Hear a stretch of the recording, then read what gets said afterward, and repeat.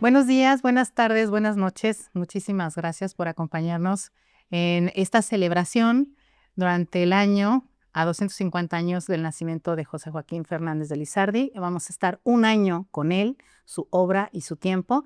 Y nos acompaña en esta entrevista para conocer a Lizardi desde otro ángulo, desde el ángulo de los historiadores y la importancia de su obra, el doctor Rodrigo Moreno Gutiérrez, de quien me voy a permitir leer una breve semblanza. Él es doctor en Historia por la Facultad de Filosofía y Letras de la UNAM. También realizó aquí sus estudios de licenciatura y maestría en Historia y cursó el máster de especialización en Historia del Mundo Hispánico en el Consejo Superior de Investigaciones Científicas en Madrid, España. Es investigador titular definitivo de tiempo completo aquí en el Instituto de Investigaciones Históricas de la UNAM, que es donde estamos, y profesor de la Facultad de Filosofía y Letras y del posgrado en Historia en la misma casa de estudios. Ha colaborado con otras universidades como en Argentina, Estados Unidos y universidades de nuestro país. Pertenece al sistema de investigadores e investigadoras nacionales de nuestro país y sus principales líneas de investigación están relacionadas con los lenguajes políticos y con la historia social y cultural de la guerra y de las Fuerzas Armadas en las revoluciones de independencia en Hispanoamérica. Actualmente es responsable del proyecto colectivo de investigación Procesos de Militarización en Hispanoamérica en la Era de las Revoluciones y coordina la colección editorial llamada Introducciones que publica este Instituto de Investigaciones Históricas. Ha publicado más de 30 artículos en revistas científicas, capítulos en libros colectivos y es autor de estos dos libros, La Trigarancia, Fuerzas Armadas en la Consumación de la Independencia, Nueva España, 1820-1821, por la UNAM, e Introducción a la Independencia de México y su tiempo, también por la UNAM y de reciente publicación de 2024. Muchísimas gracias por aceptar esta Gracias a ti, entrevista, Mariana, Rodrigo, por la entrevista. ¿no? Bienvenidos a Históricas. Muchas gracias. Y pues para entrar en materia, tú publicaste un artículo que se titula El fluido ígneo de la palabra, Fernández de Lizardi y la consumación de la independencia, 1820-1821, y tomas el pretexto de Lizardi, de cómo describe su conductor eléctrico, para hablar precisamente de la entrada de Lizardi al debate, a la configuración de ese debate sobre independencia sí, constitución. ¿Qué nos podrías decir de por qué fue importante para ti y es importante para la historia nacional estudiar no solo el conductor, pero en el caso de la comprensión del proceso de independencia, el conductor y los folletos que le van a seguir? Pues para mí Lizardi es totalmente vital. Es una figura imprescindible para la comprensión a través de la palabra de un tiempo histórico que usualmente suele ser abordado a partir de la guerra o de la violencia o de la ley o de la justicia. Entonces, en ese tiempo yo estaba muy interesado en comprender el surgimiento de la opinión pública como fenómeno, o sea, la opinión pública como problema, como principio de legitimidad, como sujeto histórico, como personaje que adquiere su propia, digamos, dimensión y centrado en ese problema, me parece que la figura de Fernández de Lizardi es totalmente imprescindible. Me parece que es representativo de un tiempo histórico. Entonces, para un historiador es como una ventana o una puerta mediante la cual uno puede comprender debates, discusiones, propuestas, preocupaciones que van y vienen. Entonces, al contrario de cómo se suele entender a los grandes escritores, que creo que también Lizardi lo es y no pierde vigencia por eso, y digamos es un escritor cuya obra hasta cierto punto trasciende el tiempo. A los historiadores lo que nos interesa es justo lo contrario, cuando la obra es expresiva de un tiempo histórico y va evidenciando como sus muy paulatinas como mutaciones. Y precisamente ese Lizardi de 1820 y 21 a mí me funciona magníficamente, primero porque es muy prolífico, está escribiendo todo el tiempo, escribe de todo, pero en ese momento en el que todo mundo escribe de todo, él escribe más aún. Y entonces es muy fácil perderse en la marabunta de escritores y de escritos públicos, y a partir de la obra de Lizardi, que ustedes desde hace muchísimos años han publicado y ordenado, y ahora no nada más a él, sino a quienes le rebaten y lo comentan, a partir, digamos, de esa guía es muy fácil trazar como el hilo o los ejes de un conjunto de tópicos de discusión política que a mí me importaban. Entonces yo creo que, en resumidas cuentas, me interesa Lizardi porque es expresivo de sus tiempos, o sea, porque es representativo, porque es casi que el opinante público es una figura que simboliza este folletista socarrón, pero a la vez profesional, que vive de lo que hace y lo que hace es la palabra y hace política con la palabra. Y para este ángulo de la historia que es el estudio de los lenguajes políticos, pues es un personaje de primera línea, como lo podría ser para la historia política un jurista o un titular de un poder, ¿no?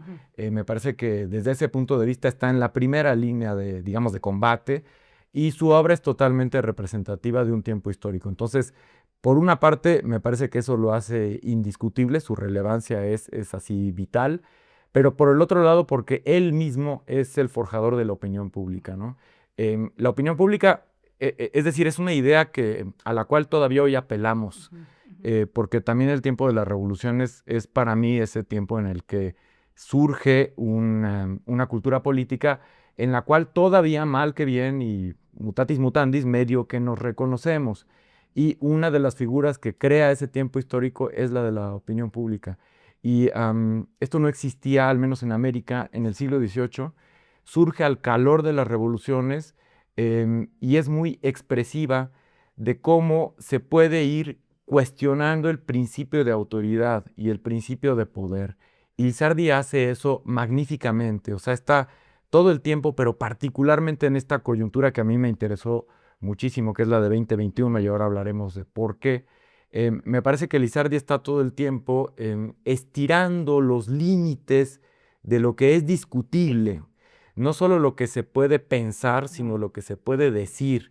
Y lo dice con una argumentación que está estirando todo el tiempo esos límites en unos meses frenéticos en los que se supone que se puede hablar de todo, en los que se supone que de nueva cuenta hay libertad de imprenta, quizás por primera vez hay realmente libertad de imprenta, en la que todavía es la Nueva España. En 1820 y 21 todavía estamos hablando de una Nueva España que se reconoce parte de la monarquía española.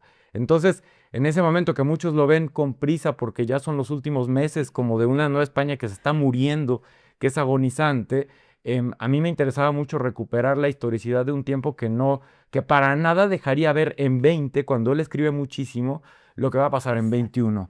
Y su transición es muy rápida, es muy acelerada como es ese tiempo histórico, pero creo que muy expresiva de lo costoso que fue comenzar a hablar de la Constitución para terminar hablando y militando en la independencia en 1821. Y esa es solo una probadita de un Lizardi de un tiempo histórico muy preciso, ¿no? Que es el de 20 y 21. Pero yo creo que hay Lizardi para todo, ¿no? O sea, su obra da para todo. Y creo que aquí se concentran buena parte de las cosas que a mí me interesaron, pero es fascinante, ¿no? Me parece fantástica la manera en la que haces este arco de mostrar la importancia desde un análisis histórico Sí. de un escritor que, a diferencia de otros que estaban en ese mismo momento, publicaban un folleto y desaparecía. Pasaban 3 meses y publicaba alguien más, o estaban publicando muchos, pero él es constante. Y tú nos dices en este artículo, publica 49 folletos más los 24 números del conductor eléctrico. Sí. Se está peleando con todo el mundo se está peleando también con él, está respondiendo, y al mismo tiempo mantiene la línea de publicar sus 24 números a los que él está comprometido, ¿no? Haciendo un cálculo rápido, Sí. esto significaría como un impreso público más o menos por semana, ¿no? O por semana y media.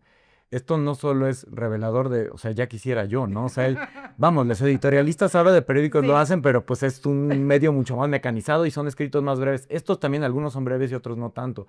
Pero nos habla además de una persona que vive de esto. Y esto sí es fascinante. Él tiene que hacerlo porque es el medio de sostenerse, ¿no? Entonces, esto también nos da cuenta de la materialidad y del surgimiento de un mercado, que es el mercado del impreso, de cómo esto es vendido, que esto articula a un público que es lector, que sabemos que no se queda ahí el impreso, que también en realidad es voz alta. una audiencia más que un público lector, pero lo importante, lo que a él le importaba es que eso se vendiera, ¿no?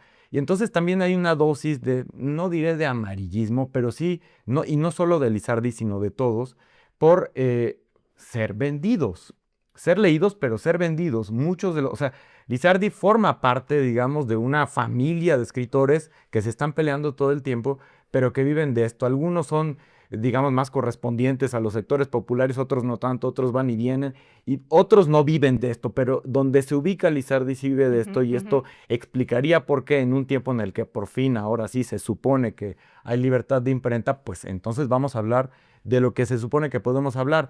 Y esto es importante decirlo, no, la libertad de imprenta constitucional no exime, no suprime la censura, Exacto. sino que simplemente la pone en un lugar distinto del proceso de producción editorial. Es decir, si antes la censura era previa, ahora es a posteriori, y Exacto. por eso al final, como platicaremos, termina donde termina. Termina donde, pero además, pues donde tenían que terminar muchos, porque Sí, a diferencia de 12, donde él termina solito, ¿no? sí, En este momento ya terminan varios, ¿no? sí. Ya hay varios procesos.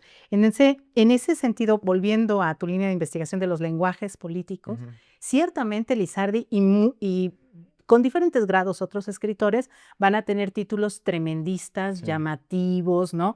Lizardi tiene aquello de una jeringa, Sí. ¿no? Y claro, esto se voceaba, es decir, no se compraban los periódicos como ahora que uno va al puesto o lo descargas, no. Sí. Lo que hacía era de un voceo y entonces, claro, se escuchaba un título tremendo, Sí. cuasi amarillista, Sí. ¿no? Respuesta, palo, garrotazo, Sí. escudo. Entonces, claro, la gente decía, ya le contestó y Sí. tal. Entonces, la polémica, la producción de polémica formaba parte de esta estrategia mercantil, Sí. de Lizardi y mercadotécnica, de decir, me peleo con alguien, pero en ese pleito él nunca pierde Ujú, de ujú. vista que está debatiendo asuntos públicos centrales y Sí. siempre está argumentando, Rodrigo. Sí. En ese sentido, sus argumentos que primero son, viva la Constitución, sin Sí. Constitución nada, al mismo tiempo tú nos dices en ese artículo, pero no es nada ingenuo, la Constitución no es la panacea. Sí.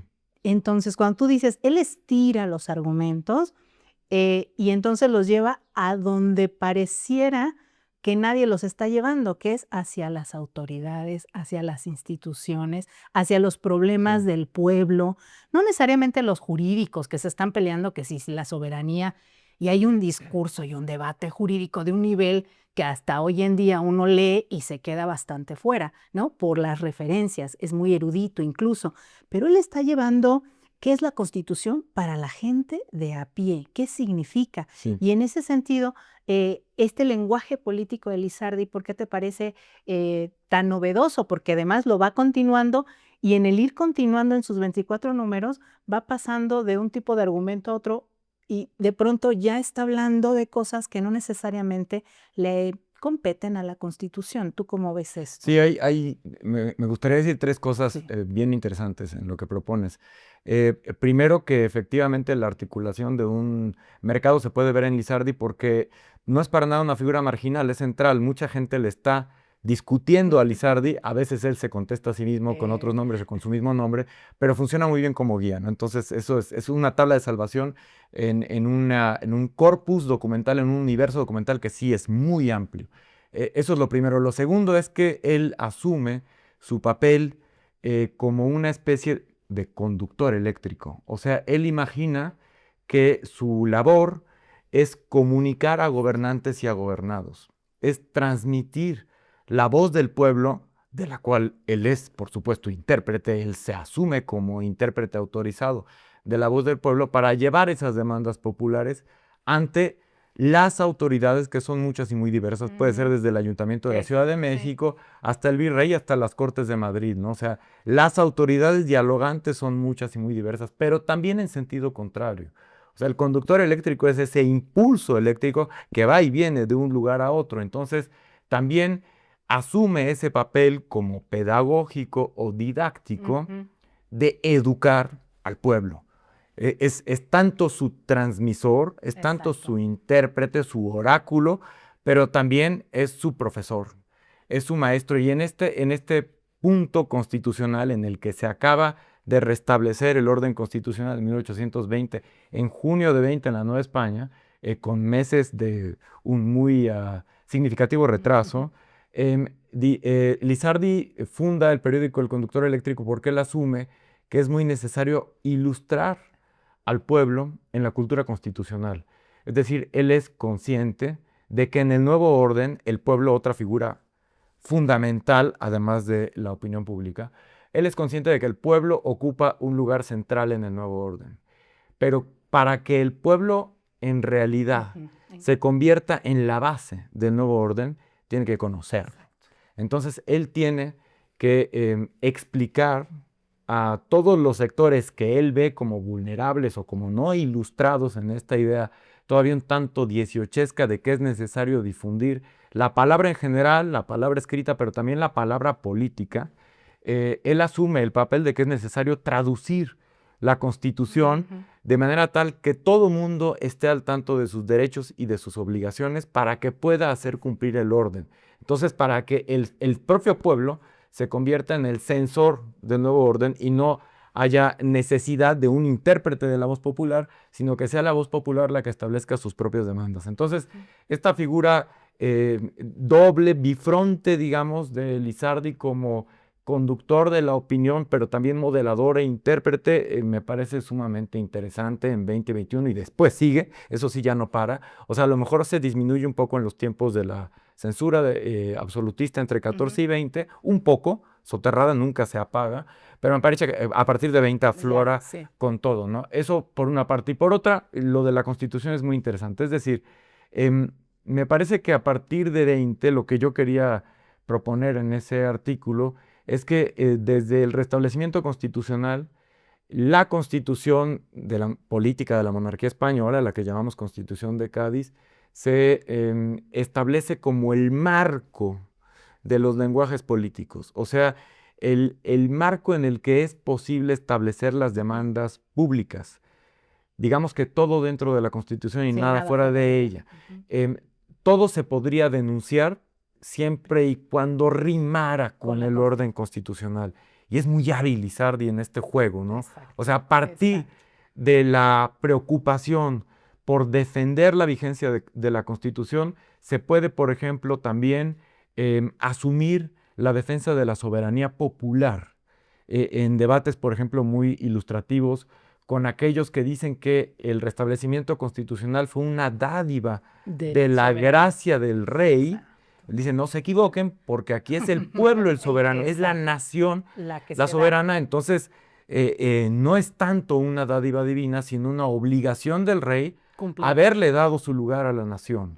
Y a partir de este momento, si el rey contraviene el orden, es nuestra obligación, porque la Constitución lo dice y porque él nos lo exigió, hacerlo cumplir, ¿no? Entonces, es esta manera de ir estableciendo los límites. Y lo que yo quería mostrar en el artículo es que dentro de la Constitución, dentro del debate, digamos, público constitucional, es muy interesante ver cómo aparece la discusión de la independencia como posibilidad. Y también no es el único Lizardi, participan muchas voces, pero es muy fascinante ver cómo desde tan temprano como octubre de 1820, cuando no tenemos todavía pruebas documentales de que ya esté fraguándose el que después va a ser el Plan de Iguala, digamos el movimiento independentista que aparecerá en torno al Plan de Iguala en febrero de 1821. Son tiempos muy cortos, pero como está muy revolucionado, es importante tomar en cuenta todo lo que se discute en esos tiempos. Bueno, pues muchos meses antes de que se publique el plan, que cambia los términos en los que se va a hablar de independencia, los meses previos, dentro del debate constitucional, se está hablando de independencia. Primero, como una posibilidad y un derecho que da la propia Constitución. La nación española es libre e independiente. Entonces, si es libre e independiente, ¿quién es libre e independiente? ¿Hasta dónde? A partir de estas condiciones, se pueden ir como concretando o materializando los referentes de esa independencia. Porque podría ser un anatema o una herejía, pero responderá Lizardi, no, puede ser buena o mala, pero puede ser.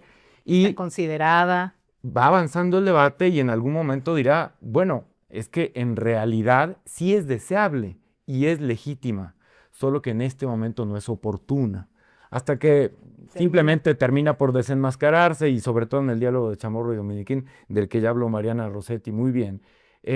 A partir de ahí, que ya está publicado el plan de independencia promulgado en Iguala, es obvio que ya hay un cambio de referentes, de condiciones. Se está hablando ya a partir de ahí de un proyecto específico, de un proyecto político que ya habla del Imperio Mexicano, que es subversivo, que es rebelde, y entonces se está hablando de una independencia concreta. A mí me interesaba en ese artículo y por ahí en otro capitulito, como reconstruir cómo llegamos a De la ese Constitución, lugar exactamente. digamos, en condiciones discursivas que ofrece el propio debate a partir de la libertad de imprenta constitucional. Es bien interesante, no sé cómo se termina hablando de lo más subversivo, de lo que podría romper la existencia misma de la nación. O sea, los puristas constitucionales decían es que no se puede hablar de independencia de ninguna de las partes porque la nación dice, la Constitución dice que la nación es una y la misma y no se puede romper, cuando en realidad ya sabemos que en ese mismo momento buena parte de Sudamérica ya no Exactamente. se corresponde al orden constitucional. Entonces, Nueva España, pero otras sí, o sea, Nueva España, Perú, Centroamérica, Cuba, Puerto Rico, y muchas ciudades de Nueva Granada y de Venezuela, en fin, el orden constitucional es vigente, es fuerte. Entonces, son momentos en los que ya no hay ingenuidad. Lizardi nunca lo fue, No, y es muy expresivo como el tipo de cosas que se pueden decir para hablar de una independencia, que es uno de los proyectos políticos que han estado en combate, que han, digamos, derivado en derramamiento de sangre exacto. en los últimos 11, 12, quizás 13 años, ¿no? Entonces, es interesante cómo se hace la independencia en estos momentos también con la palabra y con la discusión. Y en ese sentido, como nos dijiste desde el principio, ha habido una constante recuperación de la fundación de la nación mexicana en términos bélicos, muy Sí, importante, nadie puede negarlo, la importancia de esos estallidos sí, bélicos, ¿no? Sin embargo, resulta muy interesante cómo lo decible en el espacio público no está atado a nada. sí, Y lo que puede ser decible, lo que puede ser debatible, es lo que hace Lizardi y lo que hacen otros. ¿Qué se puede decir? Y sí, entonces van empujando aquello que, es constitución, ¿qué es la constitución? sí, Te voy a hablar de tus derechos. Y voy empujando un debate que, situado del otro lado del Atlántico, no tiene estos visos de irlo empujando hacia una idea de independencia política. no, por Pero supuesto. aquí lo va empujando Lizardi y en ese sentido, ¿qué te parece esta otra independencia nocional? Es decir, este Ujú, poder que ujú, tiene la palabra y que además tiene una tradición de tópico literario sí, de las armas y las letras, sí, de que la libertad se hace con violencia o con fuerza, pero también se tiene que ir acompañando de un discurso, de una narrativa, que no solamente lo legitime, como ya sí. nos explicaste, ¿no? Sí somos libres, pero hay Ujú, constitución ujú, porque el rey es ujú, soberano. ujú. No, no, no. Vamos a volver a contar cuál es el orden jerárquico. Y en esta reordenación, Lizardi está haciendo posible decir algo, como tú nos habías dicho. Pero ¿qué te parece esta idea de que Lizardi esté empeñado con otros en esta vía, porque es la vía que permite la paz, Sí. que pone por encima, que está tratando de ahuyentar lo que sigue sonando en la población, que es pues la guerra, ¿no? Que Sí, son los reductos. ¿Qué te parece esta? Porque no son pocos meses, pero como tú bien nos dices, hay un empuje ujú, de opinión pública brutal. Y el de Lizardi siempre va cabalgando pian pianito, con intensidad, sobre por qué esta es la sí. vía de la independencia. Empieza con la Constitución y, como dices, en el segundo chamorro ya es el total descaro, ¿no? Sí, es buenísima la observación y hay un montón de cosas que decir. Yo creo que la importancia del proceso independentista, de lo que llamamos revoluciones hispánicas Ujú. o atlánticas, se puede ver, se tiene que ver desde este ángulo también. Es decir, uno de los, por cierto, más interesantes o novedosos estudiosos de Lizardi, eh, es Palti, o sea, Elías Palti, que en La invención de una legitimidad, un libro publicado por el Fondo de Cultura hace ya unos, que serán 10 años, le dedica un capítulo a Lizardi, también tomándolo como eje de un tiempo histórico. Y el modelo de Palti es muy interesante porque recupera la propuesta original de Pocock, un estudioso de la historia política, como para quien veía en la época de las repúblicas renacentistas italianas el momento que lo que él llamaba el momento maquiavélico, cuando, digamos, se ponía en evidencia, em, él decía, la finitud temporal de los arreglos convencionales. Traduciéndolo, y lo que encuentra Palti que ocurre en América, en Nueva España, en México, en el tiempo de las revoluciones, es que es posible discutir el límite de las cosas y el origen del poder. Esto no pasa en 20, pasa desde 8, quizás antes, o sea, una crisis no se cocina en un día, pero aparece, o sea, se hace visible en un día. Y desde 8, con la crisis política de la monarquía española, las abdicaciones de Bayona, en fin, nos tenemos que ir a minucias históricas, pero es evidente que la comprensión o la interpretación de que ese momento histórico es un vacío de poder que abre posibilidades de ilegalidad, de ilegitimidad y de discusión de la soberanía y de quién manda, la gran pregunta de la filosofía política, quién gobierna y por qué, y por qué unos tienen que obedecer y otros tienen que mandar. Esa figura pareciera que es posible pensarla y decirla a partir de 8. Claro que con las condiciones como muy controladas en el mundo americano colonial, que parecen romperse en tiempos de libertad de imprenta. Tendrían que haberse roto en 12 y por gente como Bustamante y por Lizardi duran la víspera y el día, al menos en la Ciudad de México, porque los insurgentes siguen discutiendo y hablando y todo el mundo sigue hablando de todo. O sea, el que haya censura no quiere decir que la controversia se termine y que no sea posible preguntar y hablar de las cosas, pero en 20 pareciera ser que sí se puede. Entonces, son unos meses muy apretados, muy revolucionados, en los que a partir de impresos como los de Lizardi, uno percibe, digamos, a flor de piel todo lo que se puede discutir de un orden político, y da envidia, ¿no? O sea, por mucho que ahora tengamos libertades de todo, también es cierto que no todo puede ser cuestionado, ¿no? Y al menos no públicamente. Unas cosas para bien, o sea, tenemos nuestros límites democráticos y políticos en una cultura en la que hoy nos reconocemos, y en ese momento pareciera que también hay unos límites reconocibles, pero por gente como Lizardi vemos que es que es posible romperlos o estirarlos como ligas, ¿no? Llevarlos hasta un grado máximo. Y me parece que uno de los juegos más interesantes del desarrollo argumentativo de Lizardi y compañía, llamándosle, entre 20 y 21, es hacer ver que la Constitución no es un fin sino un medio, y que quizás el fin es la libertad. Otro conceptazo político al que se le pueden meter muchísimas posibilidades y referentes y significados.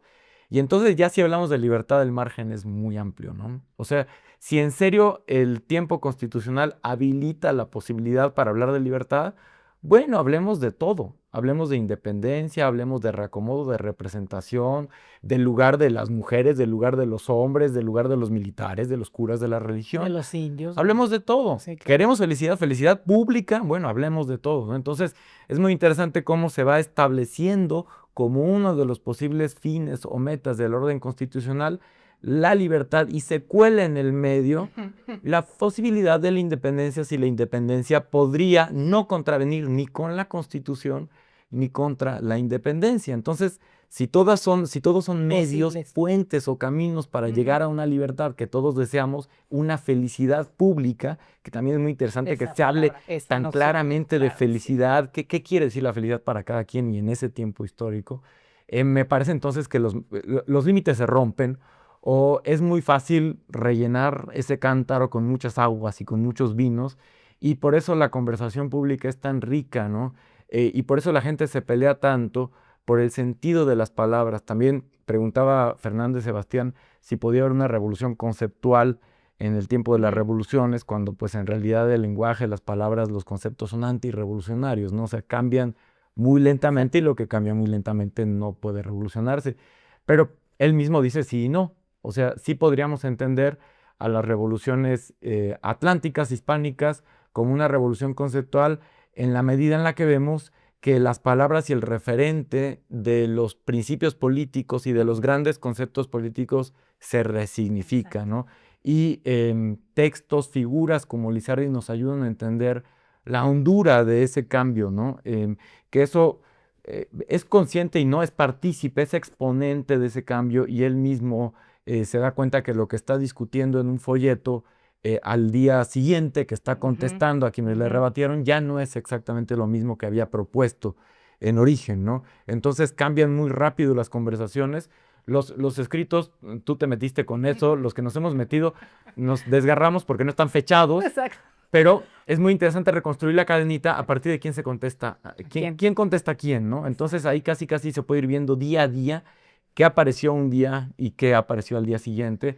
Y en esa cadena dialógica o discursiva que todo el mundo se da en la torre y que algunos terminan pagándolo con su propia libertad en la cárcel, me parece que se ven como las bondades de un tiempo y la profundidad del cambio a partir de la palabra. Y esto nos ayuda, cerrando con lo que decías al principio en la propuesta de entender las revoluciones, esto nos ayuda a ver que no fue un tiempo únicamente roto con las armas o con la sangre, que quizás fue la condición última de la discusión, las armas y la sangre, pero que había discusión.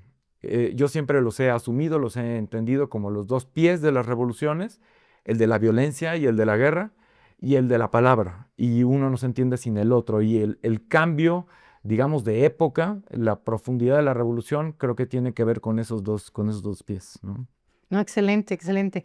Y aquí quiero hacerte una pregunta como historiador, porque yo soy de letras. Y nuestra aproximación a Lizardi, si bien tiene que venir acompañada de dilucidar de qué está hablando cuando está hablando de la Pepa, y uno dice, ¿quién es esa señora? Pues no es una señora, es la Constitución a la que le dicen la Pepa.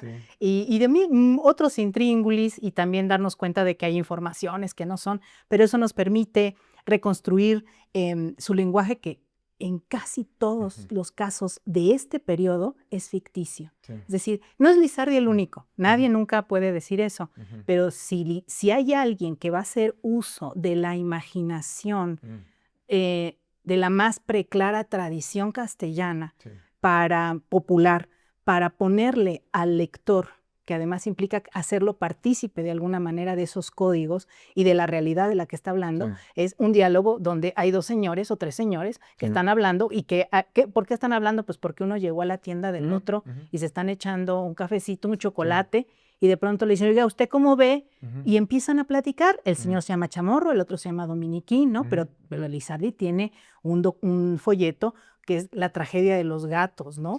Y son gatos los que están discutiendo los términos políticos grandilocuentes de los que están hablando otros juristas que no pueden hacer estos juegos. Y que muchas veces por eso los historiadores de pronto me parece que le tienen como o reserva o lo ven como una fuente un tanto cuanto menos seria, porque está haciendo uso de la ficción. ¿Tú cómo abordas esto, ya que los lenguajes políticos pues no nacen con una estampita que diga se prohíbe hablar en popular o en literario, ¿no? No, claro, es un recurso narrativo y eso no deslegitima la profundidad y la difusión de los argumentos.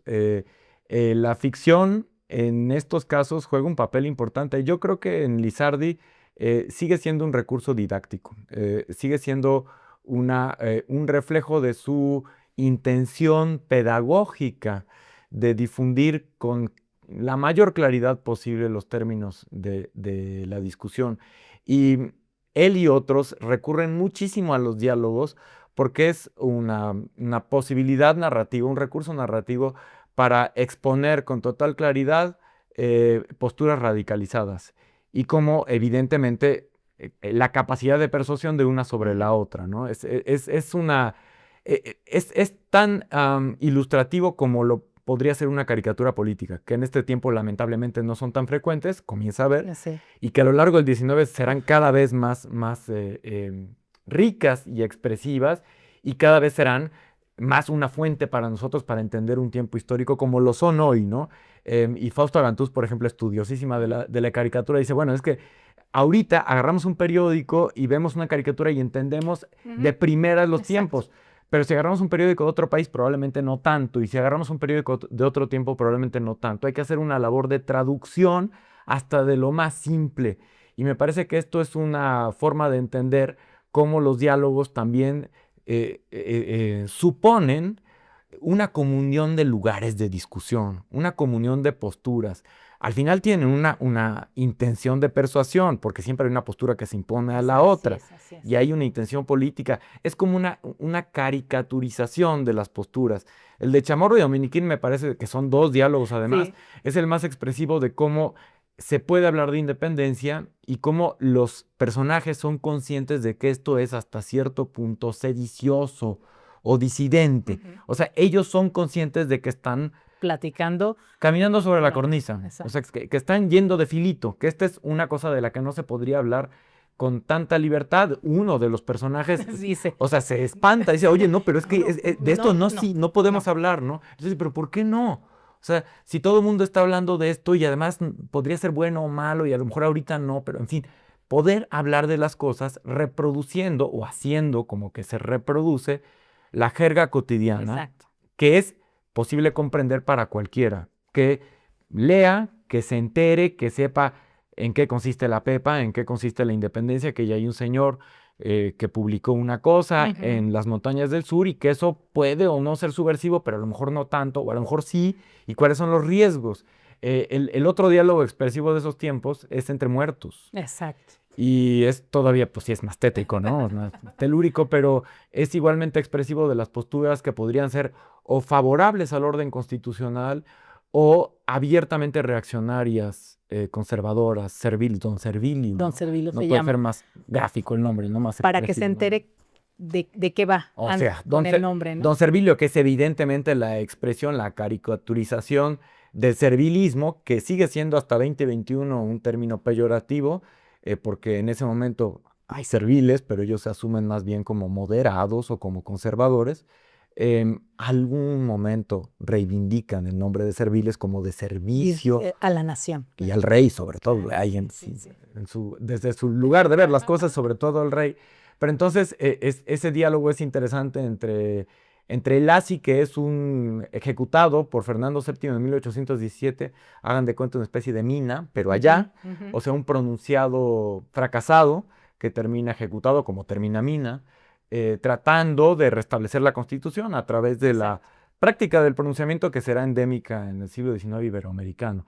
Este diálogo entonces es entre Lacy y don Servilio acaba de morir y es el que se ve obligado a actualizar Alacio. a Lacy ¿Cómo van las del cosas? restablecimiento constitucional.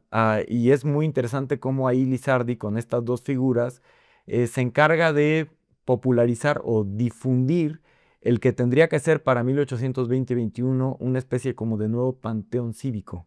Es decir, los nuevos Los héroes de nuevos seres. 2021 que son los mártires, como Lacy, o sea, aquellos precursores de el orden constitucional, pero también aquellos a los que se debe el restablecimiento y están en vida, ¿no? Exacto. Riego, Arco Agüero, o sea, nombres que ahorita no tendrían por qué sonarnos para nada, y decir Riego o Arco Agüero en ese momento es decir, entonces estás parado con los de allá, o sea, Exacto. porque este presionó al rey y aunque el rey hizo públicamente que él Pero no juraba tenía de la otro. constitución, pues no te quedó de otro porque hubo gente que se rebeló. Entonces son nombres que están marcando posturas, ¿no? Es interesante entonces recurrir a los diálogos para difundir posturas y ofrecer una muestra de la fuerza de persuasión y de convencimiento que tiene el uno sobre el otro. Hasta siempre alguno queda muy mal parado, ¿no? Claro, don Siempre alguno. Servilio siempre en Sí, el caso de Lizardi. sí. Y en este caso la ficción sirve para estirar donde no se podría con otra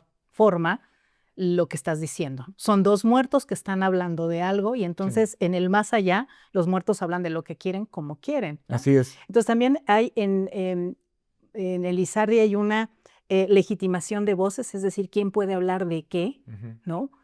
Todos pueden hablar. Sí. Es impresionante, puede Los hablar indios. los indios, las tortilleras, todo el mundo. Lo de los indios es bien importante porque el indio entendido como tal, que indio recordemos es más bien una figura jurídica del antiguo régimen, no tanto es una categoría étnica como la podríamos entender o una figura peyorativa. El indio en ese momento tiene mucha importancia para pedagogos como Lizardi porque tiene que educarlos en la Constitución. Entonces hay un diálogo que es el indio y la india del pueblo de Actopan, Exacto. y que el uno a la otra se tienen que convencer de las bondades de la Constitución, en la medida en la que la Constitución suprime al indio. ya no hay indios en el orden constitucional, hay ciudadanos. Entonces, le dice el uno al otro, entonces ya todos somos ciudadanos, o sea, es como una labor de convencimiento de la fuerza de la igualdad.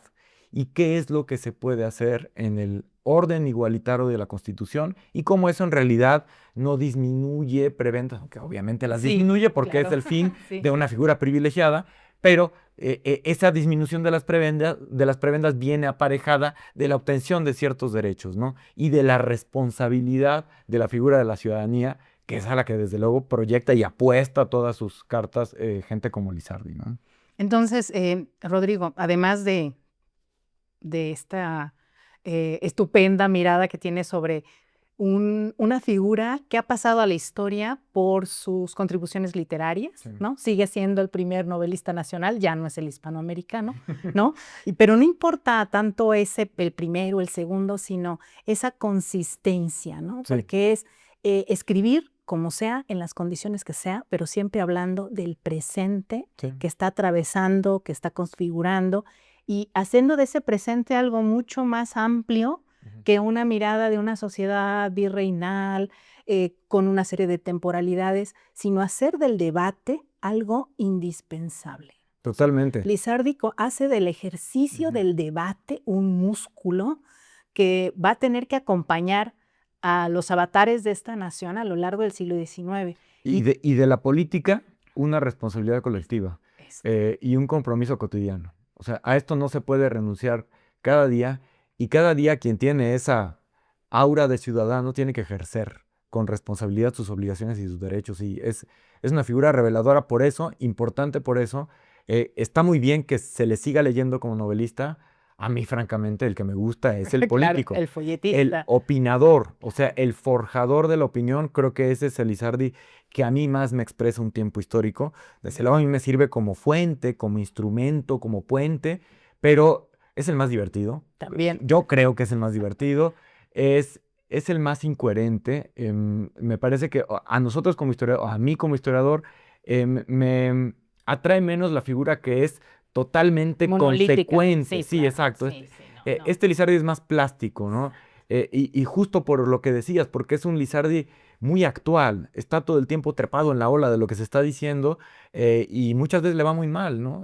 O sea, es un héroe caído en la medida en la que tiene muchos fracasos, pero yo creo que es una figura mucho más ejemplar, si es que el pasado sirve para ofrecer figuras ejemplares, que otras, y no por consistente, sino por comprometido y por dejar ver con su propio sacrificio la fuerza de la palabra y el oficio de la escritura como forja cotidiana de la política, como compromiso público, de la política como arena de discusión y no únicamente como una arena de guerra y o sea, de disputa, pero a través de la palabra. Una cosa que no había dicho y que tú dijiste, y es vital recuperarlo, sí es una figura pacifista. Sí. Lizardi sí está muy preocupado porque haya como una suerte como de consenso colectivo, que se llegue a la conciliación, y por eso también constitución, independencia, libertad y felicidad, él las ve como compatibles con consensos colectivos y con una digamos, un suelo muy conciliador en el que todo el mundo quepa.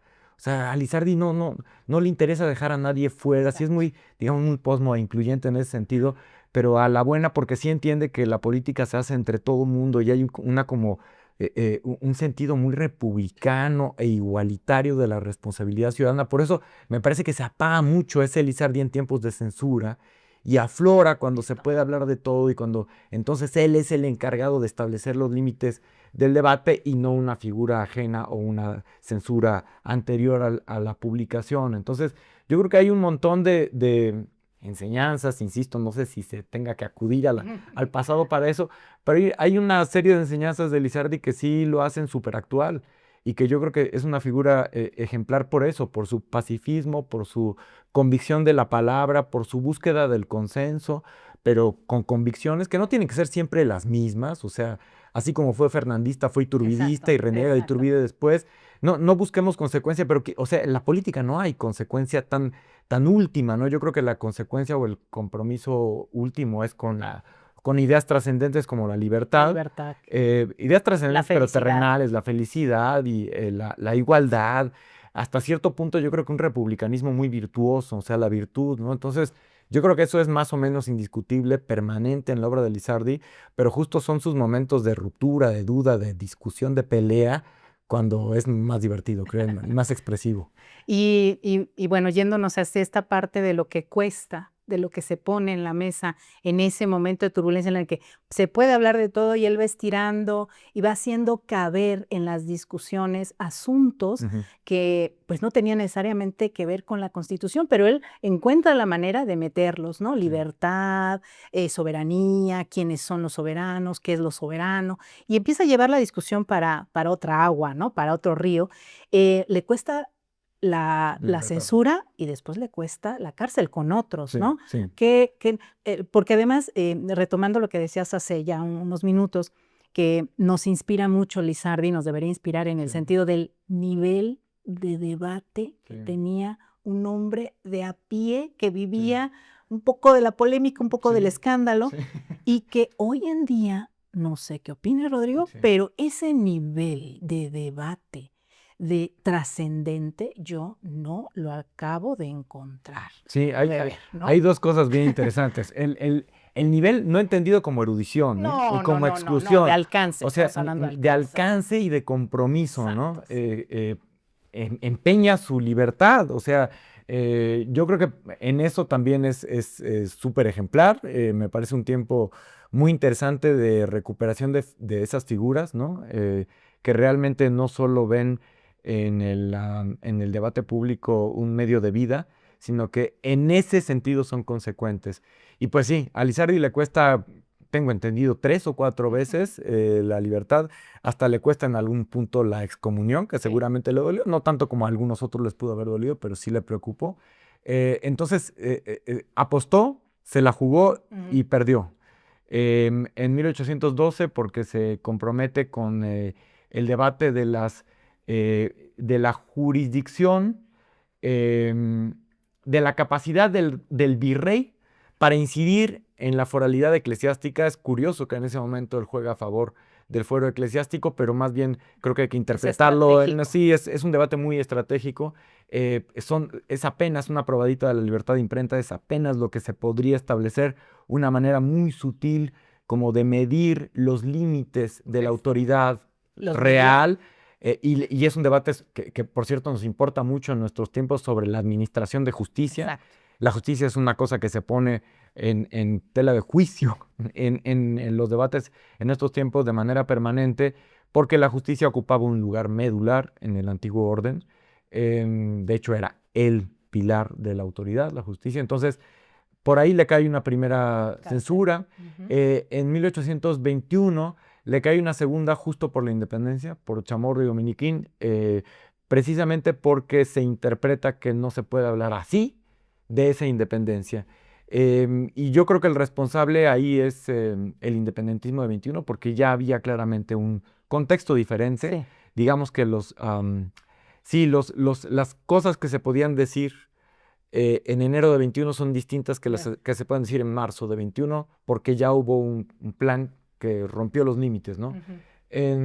Y entonces él paga la consecuencia de eso porque está a mano de la censura, ¿no? O sea, los rebeldes no están a manos de la censura, como los insurgentes nunca lo estuvieron. Y entonces Lizardi tiene que pagar la osadía de hablar de la independencia con su propia libertad. Tengo entendido que son muy pocos días, muy pocas semanas, quizás no llega ni a un mes, porque yo ya lo veo publicando para mayo, y hasta un poco más beligerantemente, porque parece que sale apadrinado de la cárcel, también tiene sus contactos, son cosas que no cambian. Sale pronto y además porque los cargos me parece que eran débiles, estaban poco fundados. Él se defiende bien. Es importante que desde la cárcel puede publicar.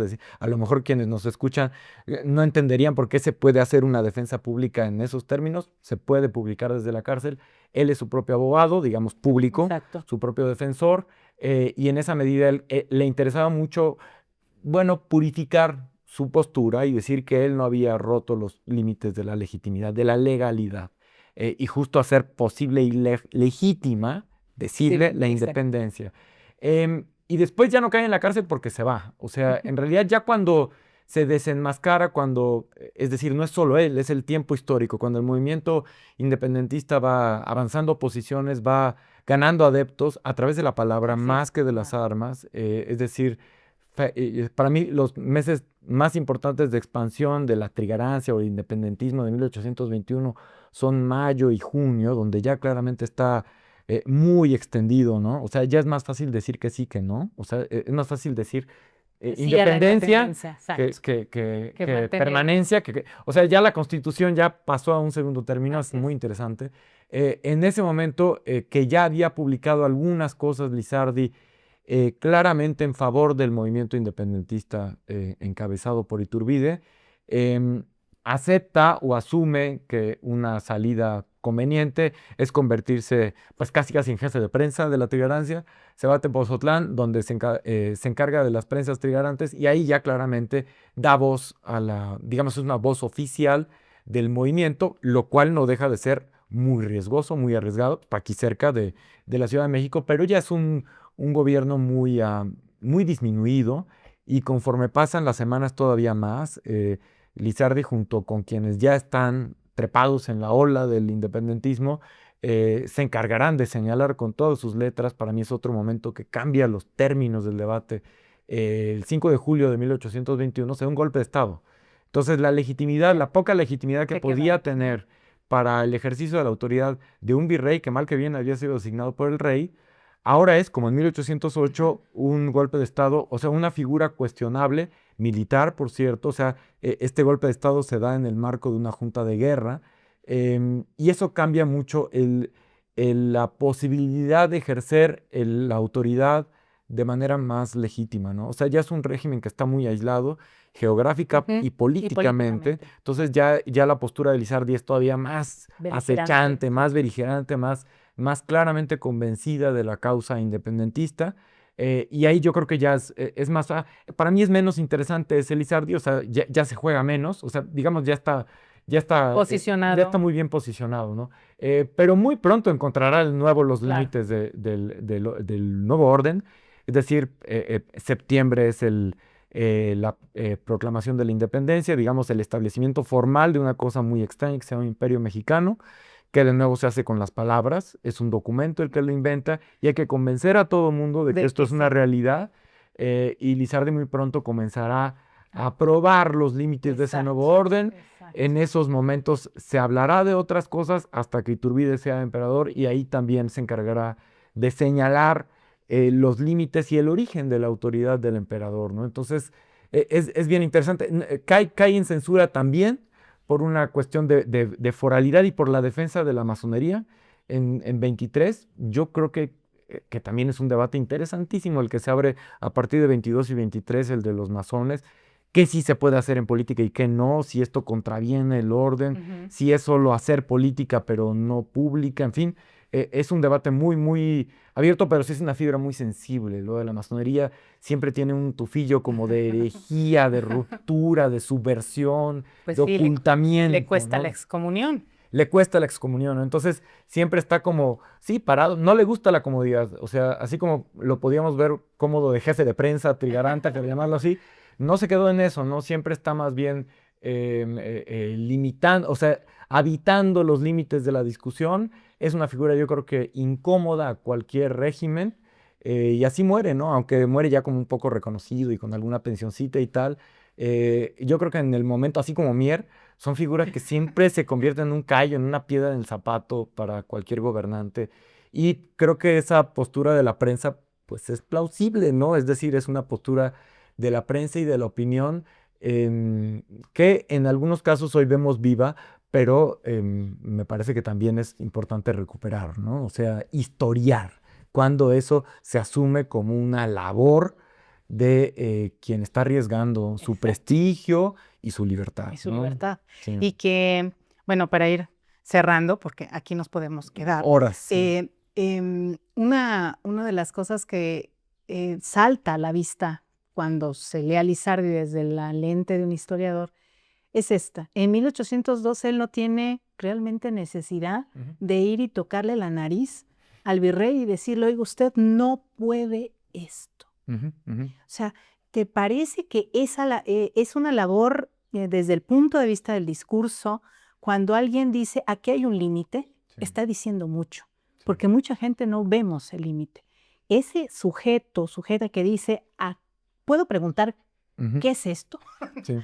Hace aparecer el poder, hace aparecer los límites de quien puede señalar al poder, hace aparecer las consecuencias de señalarlo. Es muy interesante esto, o sea, se estrena La libertad de imprenta, salen Bustamante y él así, ¿no? Como dice Bustamante, tenemos al pensador de patitas en la calle, así lo dice muy bonito, ¿no? Y a los 3 meses ya está él y La libertad de imprenta suspendidos, ¿no? Totalmente. Los 3. Todos juntos.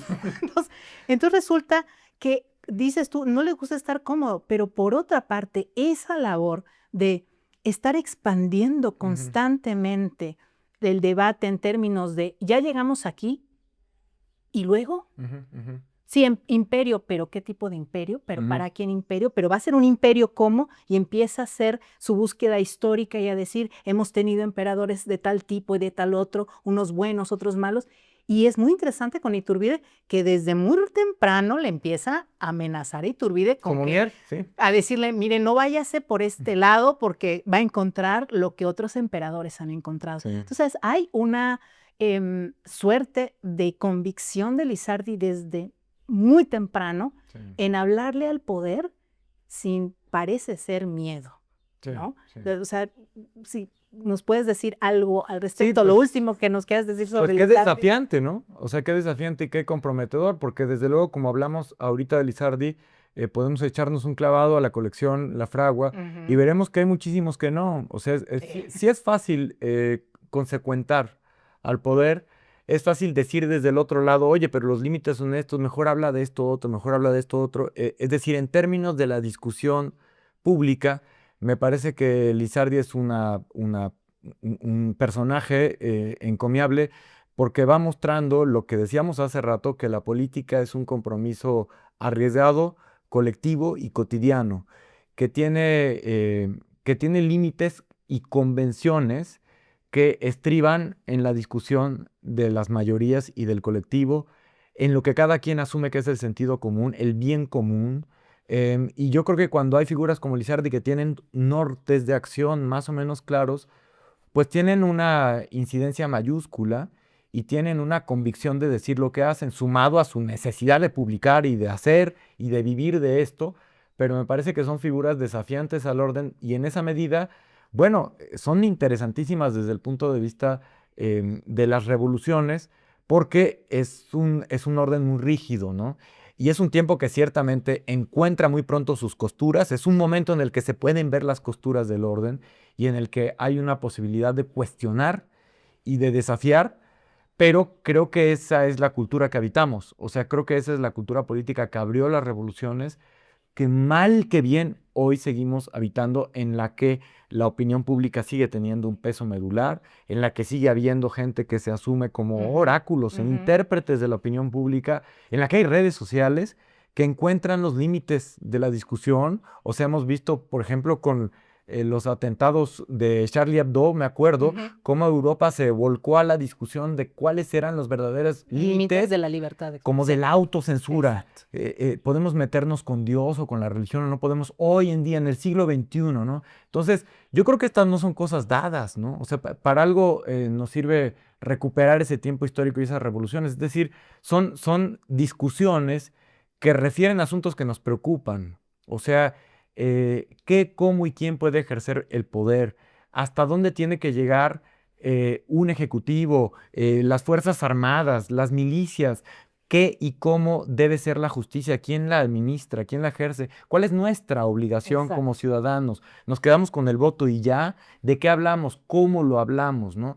Entonces yo creo que hay una vinculación, una conexión directa con ese tiempo en el que estas figuras se la jugaron para extender los límites y pues ahora seríamos nosotros los responsables de identificar cuáles son nuestros límites deseables, no romper por romper. Creo que Lizardi nunca lo hizo, ¿no? Es decir, siempre en pos de un consenso y de una convivencia, identificar lo que en ese y en este momento se asume como bien común, ¿no? Y yo creo que por eso el sentido como de la virtud y del republicanismo y del igualitarismo nos podrían conectar muy rápidamente con una figura como Lizardi, más allá de que podría tener como un dejo de, no sé, de autoridad literaria o de ánimo pedagógico. Yo creo que es fácil conectar con él, ¿no? Sí, por la forma de expresión de las cosas que buena falta nos hace. Buena falta nos hace, Lizardi. Muchísimas gracias, Rodrigo, porque le has dado a quienes nos van a escuchar y a ver una probadita de lo que hace sentir el discurso tan vivo y vital de Lizardi cuando uno lo lee, que dice, bueno, Constitución sí, bueno, pero independencia ¿cómo? Y de pronto todo el mundo le va a decir, usted primero dijo tal cosa, y eso es porque está vivo su pensamiento. O sea, él está escribiendo y está viviendo y está pensando vivamente, ¿no? Y eso lo pone en un lugar aparte en términos de las fuentes, en términos de los amores o las pasiones que un historiador puede tener para acercarse a un siglo. Y en el caso de nuestro público, que espero que sea muy amplio, que se acerquen a los muchos tomos de folletos que tiene Lizardi. Lizardi publicó más de 12 periódicos con diferente suerte, unos son longevos, otros no, unos llegan a 2 números y se acaban, publicó novelas, pero la cantidad de folletos ronda los más de 300 folletos, 15 tomos de obra publicados por la Universidad Nacional, y aquí el doctor Rodrigo Moreno nos ha dado una cátedra de por qué acercarse a una figura como Lizardi, que la universidad ya ha publicado íntegramente, permite, revitaliza las posibilidades de pensar el lugar que tiene la palabra para seguir haciendo no solo opinión pública, sino espacio público, ejercicio público, ¿no? Pues al contrario, el agradecido soy yo, Mariana, no solo por la entrevista, sino por el proyectazo, ¿no?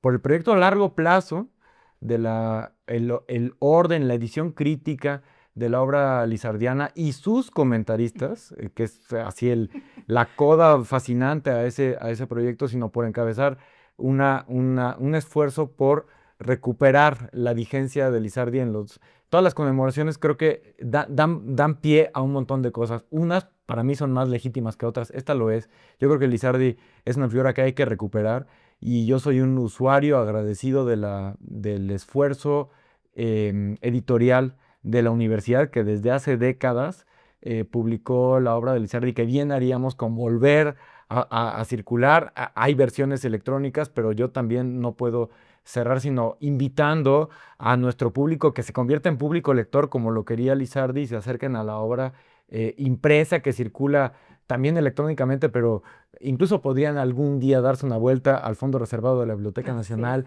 y oler los folletos y tocar el impreso, porque no solo es un viaje al tiempo histórico, sino es una conexión con preocupaciones que no son actuales. Así que mil gracias a ustedes por lo que han hecho y por lo que están haciendo entonces y ahora.